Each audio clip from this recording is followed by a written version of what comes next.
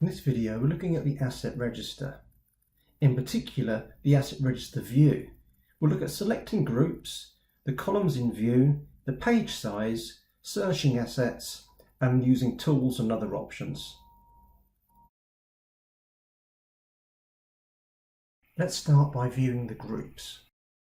To increase the speed in which pages load in nettTracker, you can only view one asset group at a time. Here I have motor vehicles open. If I want to look at assets within plant and machinery, I simply click into plant and machinery. If I want to look at assets within computer equipment, I click into computer equipment. Let's now take a look at the columns in view. In this current asset register, there are multiple columns in view, starting with name, reference, and location. We can reduce the number of columns in view using the settings cog on the far right of the screen. Simply remove the ticks from any of the options that you no longer wish to have displayed.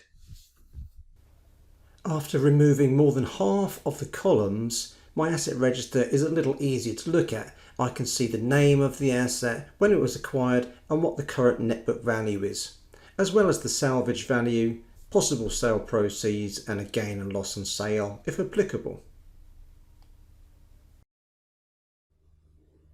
Let's take a look now at the page size option. To increase the speed in which pages load in nettTracker, the number of assets visible per page is limited to a maximum of 100. I can see on this example that within rental equipment we have actually got 8,000 assets. Limited to a page size at the moment of 25, I can increase that to 100. Should I want to move between the pages, then I can do using the tools just towards the right, where I can go to the next page, I can go to the very last page, and I can go to the very first page.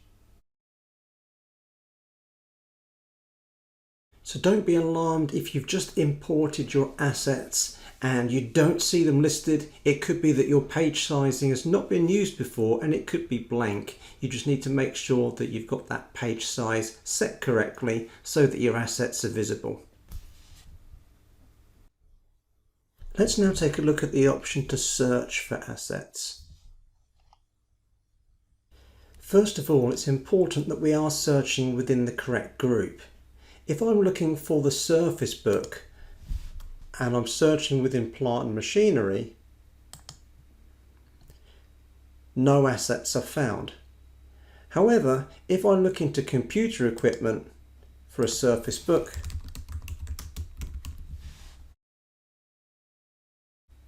we can see that one asset has been found there.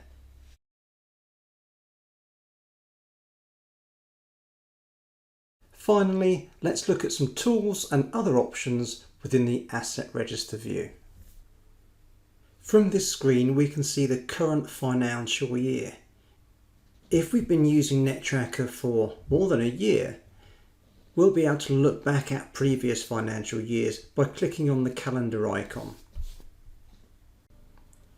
From here, we simply select the financial year we wish to view. In the top right hand corner of the asset register view, there are three buttons, and moving from left to right, these are the options to manually add an asset, the options to import your assets using our template, and the ability to download the asset register into Excel. The tools option against every asset gives you the ability to edit the asset, mark the asset as disposed, delete the asset if it's been added in error, or you've got the ability of splitting the asset into separate parts using the kit options, or you can group multiple assets together, again using the kit. These tools are covered in more detail in separate videos.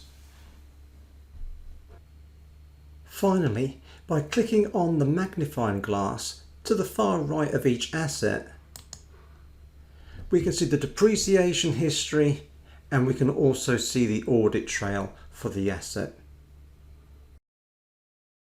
Just to recap, while looking at the asset register view, we've looked at selecting groups, changing the columns in view, how page sizing works, searching for assets, and using tools and other options.